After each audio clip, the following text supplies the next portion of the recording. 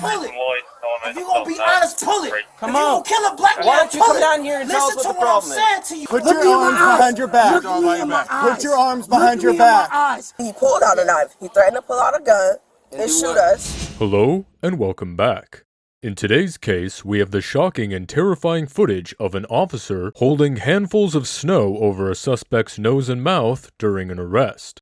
This is the kind of encounter we never like to see, but it's an accurate depiction of what happens when an officer abuses his authority and loses control in the face of an uncooperative suspect.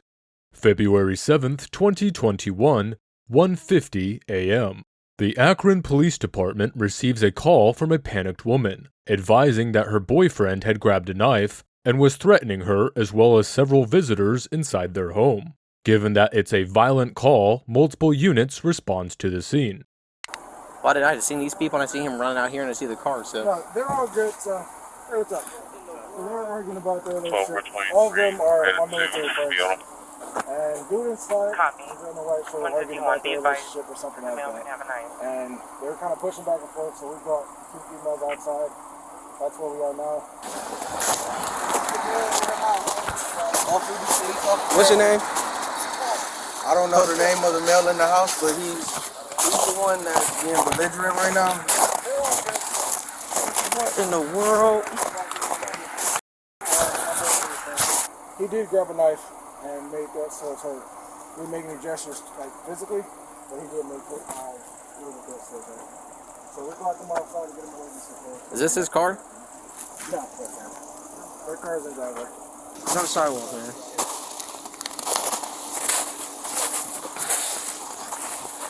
You got a knife on you? You catch it. Pull up. You can't. Put your hands on me. My badge is in my right pocket.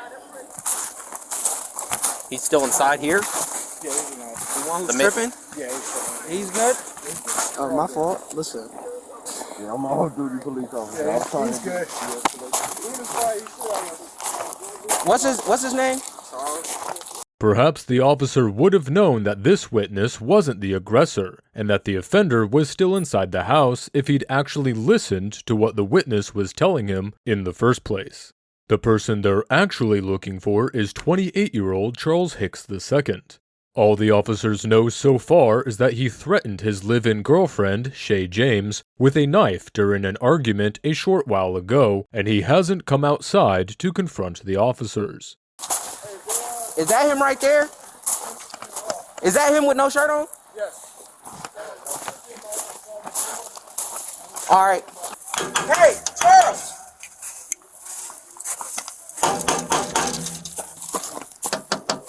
Charles, come outside! Oh, no. Did he throw it at you? What's going on, bro? Yeah, if you want to arrest me, Hey! me, bro. Hey! Arrest me then, bro. Calm down. We just want to talk. Arrest me then, bro. Calm down. Arrest me then, bro. Hensley, get off the steps. Arrest me then, bro. Get off the steps. Look, man. To the military, bro. Look, would you get down the steps and calm down? Okay, Arrest come on. me. You gonna pull that, pull it. If you gonna be honest, pull it. Come if you on. gonna kill a black man, Why don't you pull come it. down here and tell us what the problem is? Listen to what I'm saying to you. If you're not gonna listen to what I'm saying to you, and you're gonna listen to that radio, then be honest. Be honest with yourself. Before you tell him, before you hop on that radio, before you talk to him, see how he listen to him? He's not being honest with himself. I'm not drunk. I'm telling you the truth. Then get out here and All right, talk then to be out us. here. If you gonna kill me, kill me. Nobody want to kill you. Oh, Get no, down no, here. I'll tell you the truth. I'll tell you the truth. Nobody I want joined the military. Okay, great. I Get down joined here. that- Right now, if you Come gonna down shoot me, here. then shoot me. The suspect's combative behavior and unprovoked escalation of the situation suggests that he might be under the influence. He seems to suspect that the officers' attempts to secure him are race-fueled, which, as far as we know, is a completely baseless theory. While it's unclear why Mr. Charles is being so malicious towards the officers, so far they're maintaining their professionalism and trying to talk him off the porch. The report mentioned that there was a party going on inside their home when this argument between Mr. Charles and his girlfriend broke out, and it's likely that alcohol was involved. All of the witnesses are currently standing on the other side of the street with the victim. We'll get to their side of the incident in just a moment. Kill me then. Kill me then. Because he's being disrespectful. All right. I'm talking to y'all. I'm not a 13, Step sir. down here now. I'm not a 13, sir. I'm talking to him, sir. You're being disrespectful. Step down. Excuse me, sir. Would Can you I step talk down to here? him? Can I be respectful? Come down. Get down here. He's being disrespectful, sir. You came up honest. He's being disrespectful, sir. I'm trying to be honest. I'm not a 13, sir. I'm not a 13, sir. I'm not a 13, Step down here sir. so we can talk. Can you tell him? Can you tell the with the mask? Step down here so we can talk. Get on my knees. I'm not. Listen to me. 13 at the Akron Police Department is the code for prisoner. The officers are communicating that the suspect needs to be detained. If you touch me, I'm calling the police. No, I'm not. Don't touch me, bro. Don't touch me, bro. I'm a demon. Kill me. Kill me. Relax. Kill me then. Show my sons you gonna kill me. Show my sons you gonna kill me. Show my sons you gonna kill me. Show my sons you gonna kill me. Show me. Show me. Show me then, bro. See how how many of y'all gonna tell me? Tell me. Look at me in my eyes. Put your arms behind your back. Look at me in my eyes. Put your arms behind your Look at me in back. my eyes. Tell my Put your arms sergeant behind how your you back. gonna kill me. Tell my sergeant. Tell my sergeant, bro. Tell my sergeant, bro. That's crazy, bro. Given Mr. Charles's size, it's reasonable that the officers would have had to use force to restrain him. However, to grab his leg and arrest his head on an ice-covered porch simply isn't a safe idea for anyone, as we can see here.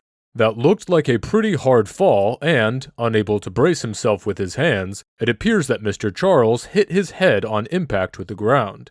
But he's still speaking and tensing up on the officers, so it appears no one is seriously hurt. Yet. The next part of the encounter may be hard for some viewers to watch. That's crazy. Kill me. Kill me. Kill me. Kill me, bro. Kill me. I ain't never breathing.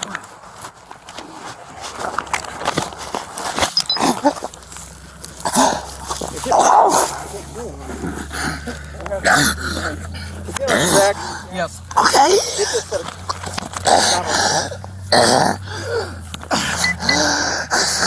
Officer Turner can very clearly be seen picking up 3 handfuls of snow and shoving it into Charles's mouth and nose, effectively smothering him for a few seconds before giving him a second or two of reprieve, just long enough to grab another handful of snow.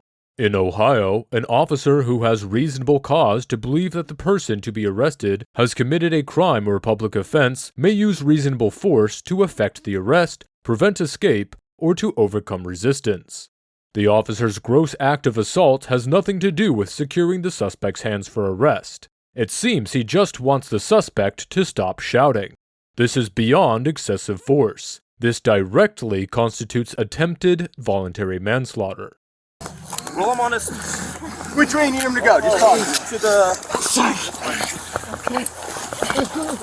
Relax. I can't breathe. I can't breathe. Yes, sir. Yes, sir. Yes, sir. I'm real. John, bring his leg. Yes, sir. Yes, sir. Yes, sir. Yes, sir. Yes, sir. I can't breathe. Yes, sir. Yes, sir. Hey, listen. I can't breathe, sir. Listen. Listen. I apologize, sir. Okay, now listen. Relax. I need you to listen.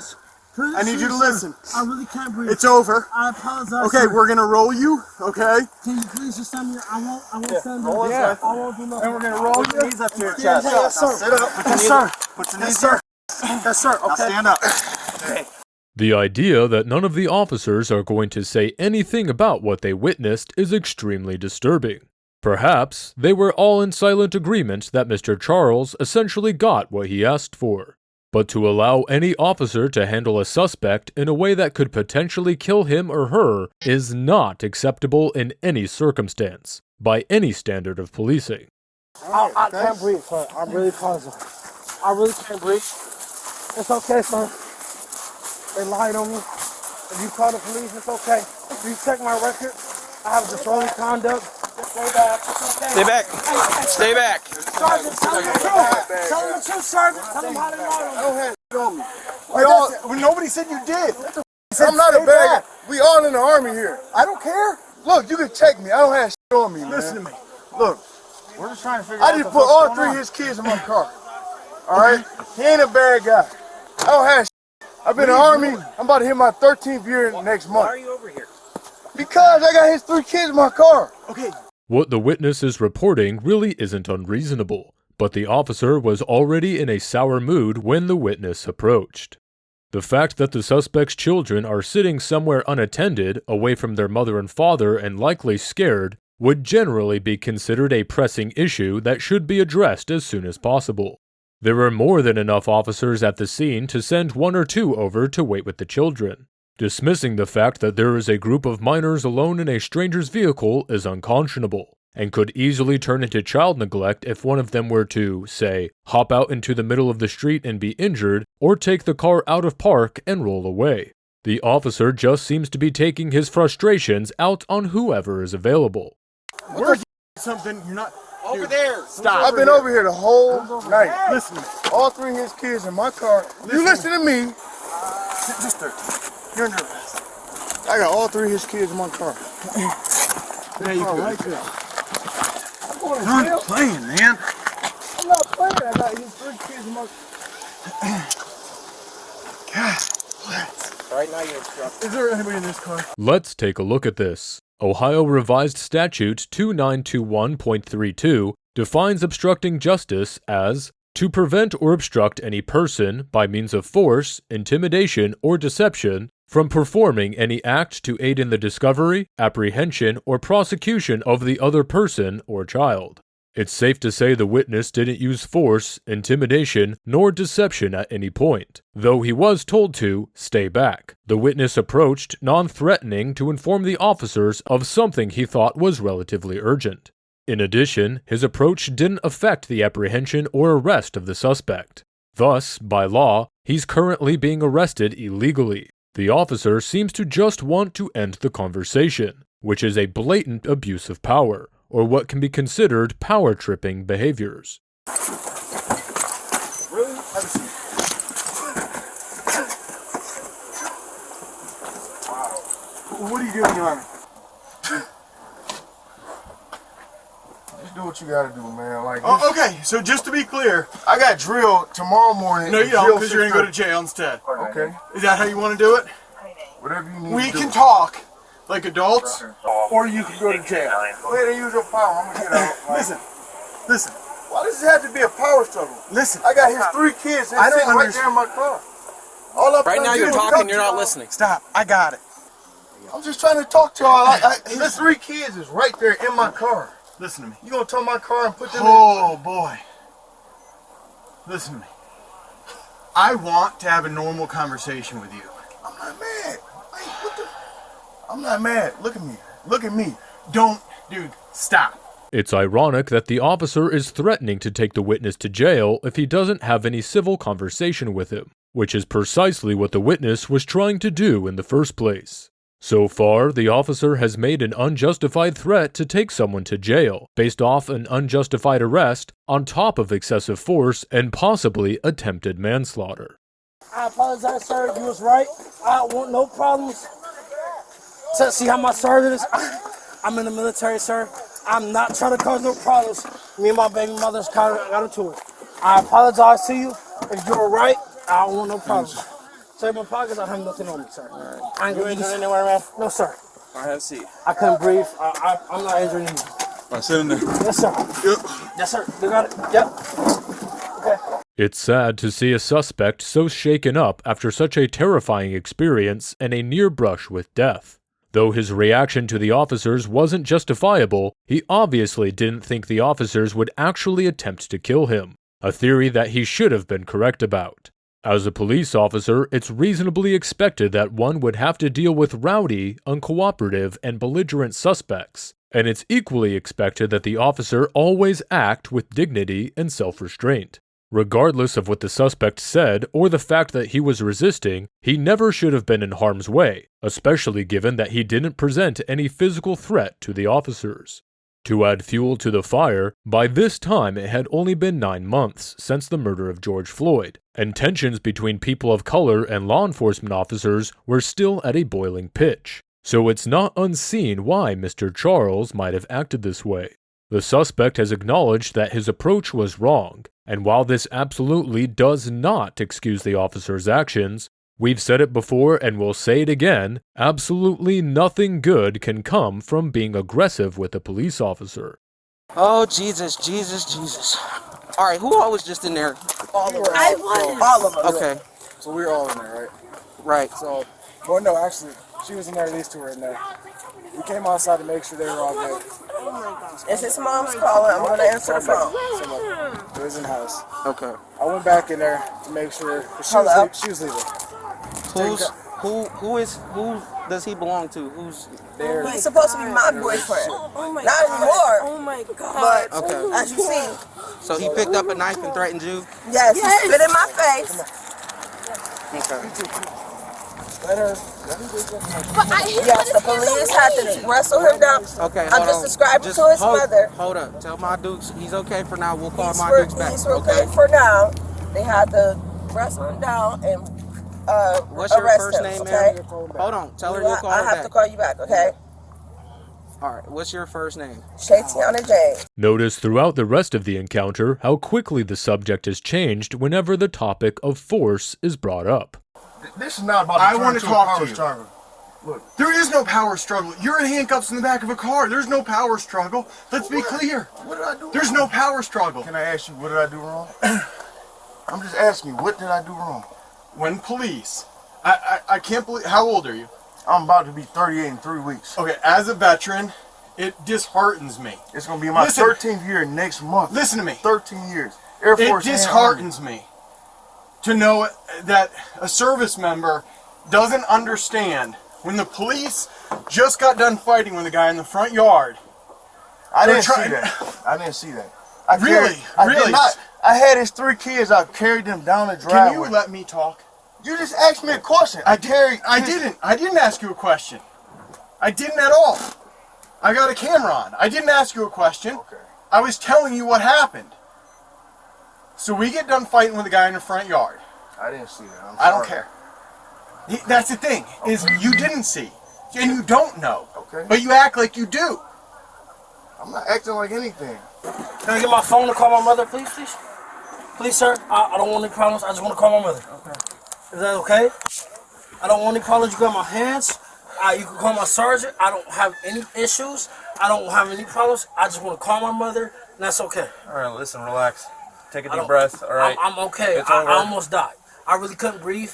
I admitted that. Okay. I don't want any problems. We don't want any problems either. Exactly, sir. Exactly, sir. We're in the city of Akron. But when they die every day, and me and you both know that. Okay, I'm in the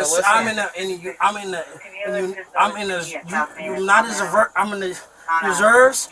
I'm in the military reserves. All right. So we get done fighting with somebody in the front yard. We're trying to get them out to a cruiser and put away. And you come running up. We don't know who you are. I don't know that you're in the Army. I don't know anything else. I don't know who you are. I didn't come running up. I walked towards y'all just to say, hey, he's not a bad guy. Listen. He tried to talk to his kid. Listen. You keep saying I'm on camera, so let me get my piece in. I will. I just tried to talk to you all so that you see that. Let me ask you something. It's a bad situation. Let me ask you something. I have his 3 children. Let me ask you something. Let's flip the script. Let's flip the script. It's like you want to control the whole situation. It's like you want to keep talking. I do control the whole situation. We on camera, so let me talk. Listen to me. Listen to me. His 3 kids just watched their dad go to jail, basically. All I wanted to tell you is that, hey, he's not a bad guy. I've talked to him for the last 3 hours at that party. They both got into an altercation. We were trying to go back to the hotel so that we can go to drill tomorrow, and we saw something going on. I said, hey, let me get the kids. And I tried to carry those 3 kids away from the house so that they were safe and talk to him. That was it. Those 3 kids are sitting in the back seat of my car right now. When I saw y'all carrying them away, those kids were crying. All I wanted to tell y'all is that, hey, I don't feel like he's a bad guy, and his kid. All I want to tell you is that, hey, his kids are in the car watching what's going on. That was it. Okay. I was not trying to fight y'all. Does I come from the MPs? Okay, sir. So listen. Do you think that this is inappropriate behavior? No, but she's lying to me, sir. Okay, but we got to get down to the bottom of that. Okay, sir. We can't get to the bottom of it if you're sitting there saying, shoot me. You're not Because cooperating. look at my skin color. What do you think? Hey, look at mine. Look at mine. Okay, sir, I apologize. I apologize. The officer that first came in contact with you, yeah, black as well. Yeah, he snuffed my face with snow and I couldn't breathe.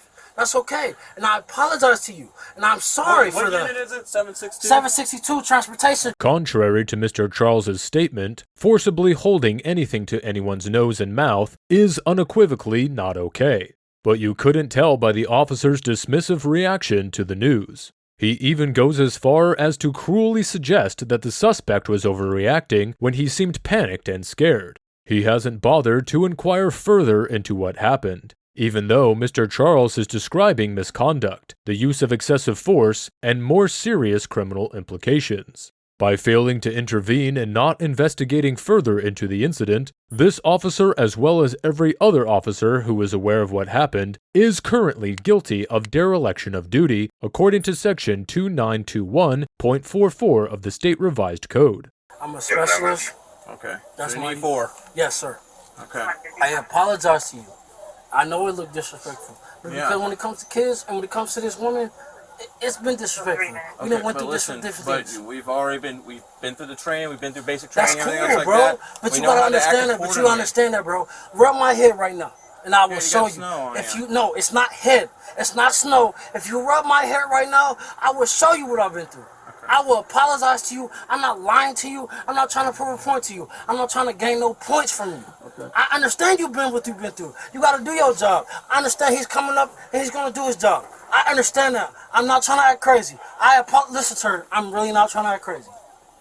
I'm being honest with you. But I'm not trying to. man, please, sir. If you you really, please, sir, if you really believe me, I'm not trying to act crazy.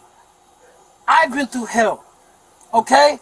If you really believe me, if you really got kids and you really deal with a baby mother, I've really been through hell. I've done everything that she wanted me to do.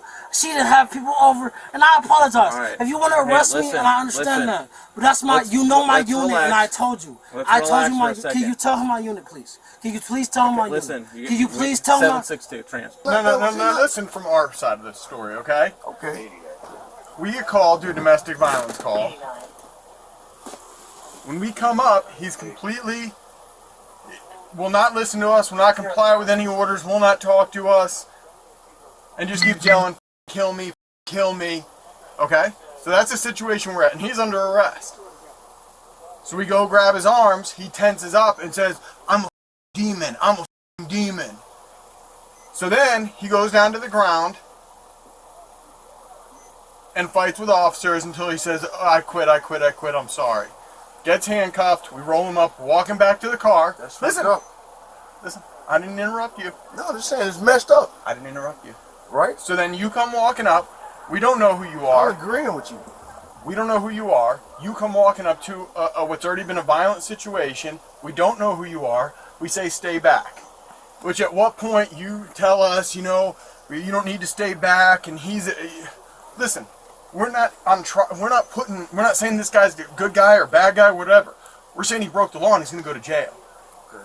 So whether you think he's a good guy or a bad guy is irrelevant to us. All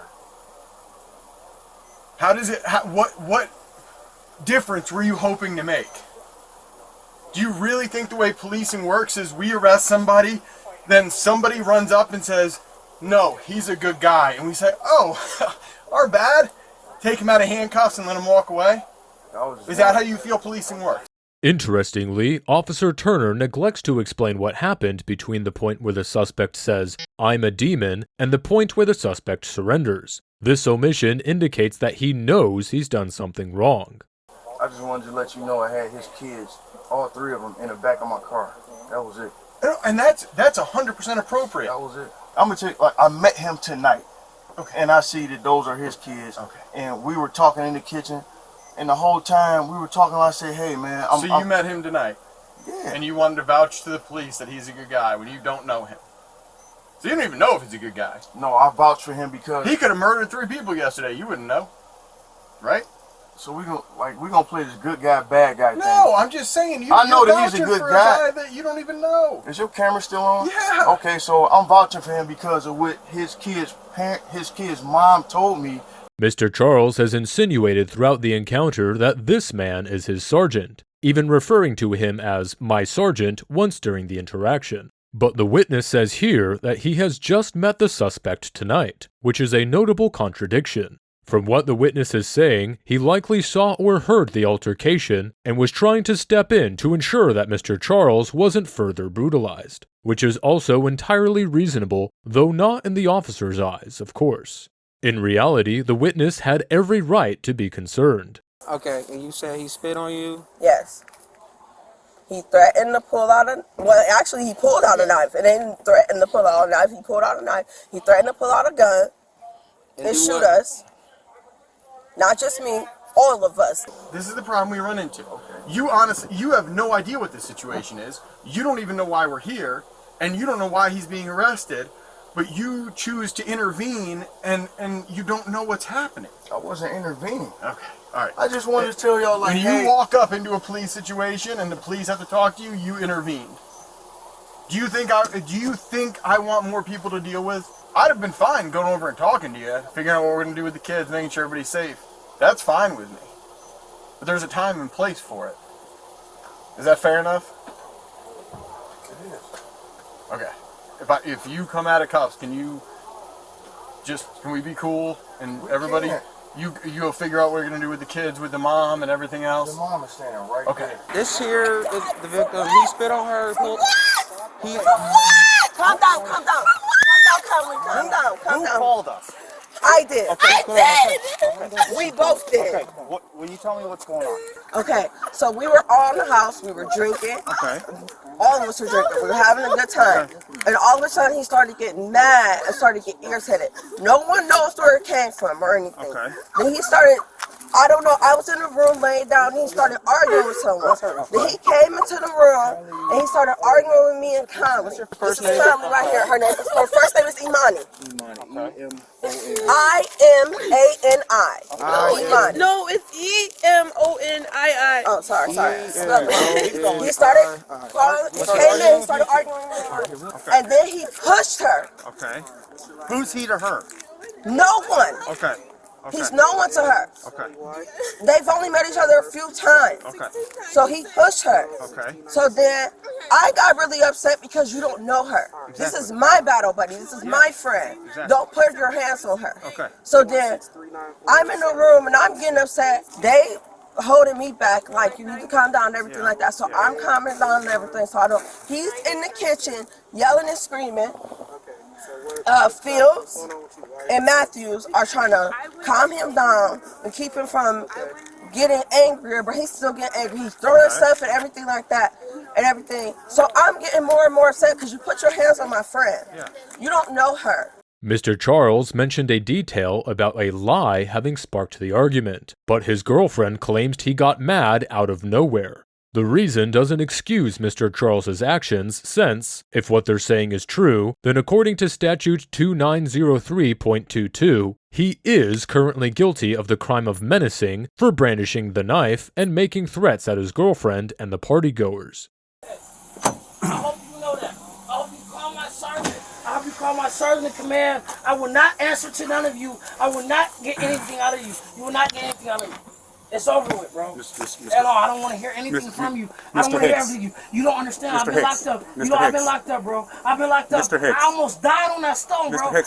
You're not listening. Can you listen to me real quick? So tell me the truth. Can I ask you a question real quick? Tell me you didn't stop me out in the snow. Tell me the truth. Can you answer a question for me, please? What do you want?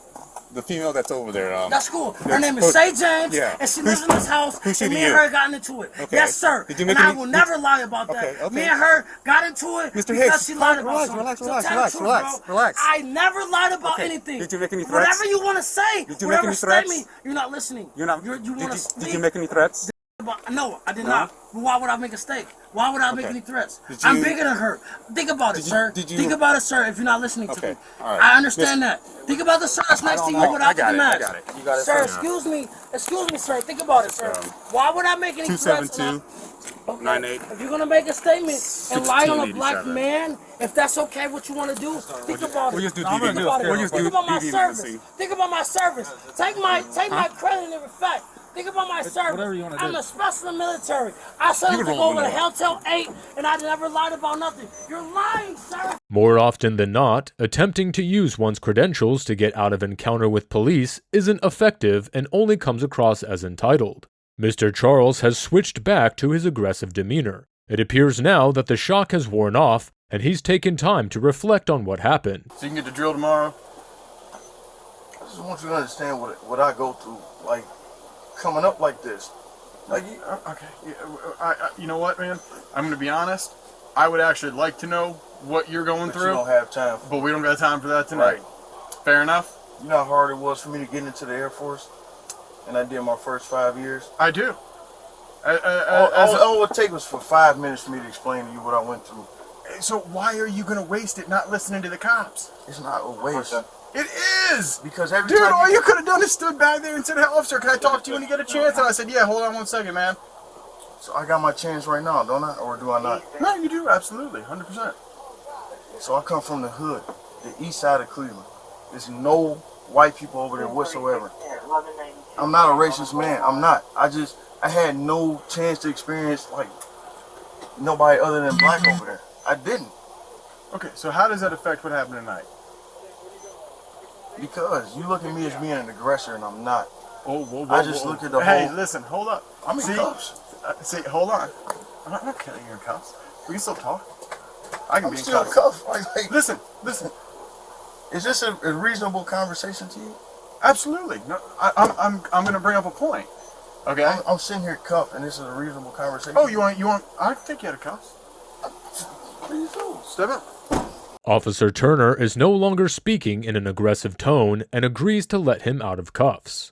It seems now that the officer has had a few minutes as well. His nervous system has disengaged from fight mode, and his head has cooled enough to start thinking a little more reasonably about the situation. My mustache, sir. Hey, how you doing, sir? Sir, I'm Sergeant Smith, look at Thagard my- Police Department. What's going on? I apologize, sir. It's all right. Please look at my mustache like you're... I am in the military. I don't want any issues. You want me to look at your mustache? Sir, What am I looking at your please. mustache for? Because he's ignoring what I'm trying to tell you, sir. Well, let me listen, get your sir. name. What's your name? My name's Charles Hicks II, sir. They're all drunk in this house, sir. Okay, that's all right. It's a sergeant So- in this house above me in this house drunk. All I want to do is leave this house. They didn't let me in this house, so I got violent. And I apologize, You okay? got violent? Yes, sir. Okay. I wanted to leave. I got in my car. My car is sitting right there, and I wanted to leave. And they didn't let me leave. They was pushing me. How much you had to drink tonight? I didn't have nothing to drink, sir. Nothing to drink? Okay. No, sir. I won't lie to you. You can do what you want to do. I didn't have no problems with drink. So, I told him, the What happened when officer... the police showed up? Were you inside Yes, or sir. you standing No, on I the was porch, or outside. I was standing on the porch, and they grabbed me, and I told him what happened. I said, "Sir, I want to leave, and I want to get up out of here." And we got into it, and I apologize, sir. I said, "Sir, I'm not trying to do anything, sir. I don't want any problems, sir. I'm trying to get up out of here." I told him my sergeant's name. I told him my first sergeant's name. I don't want any issues. When you were standing on the porch, what was going on there? That was it. It was a Who were you bit of talking to? anger. Yes, sir. It was Who were you talking to?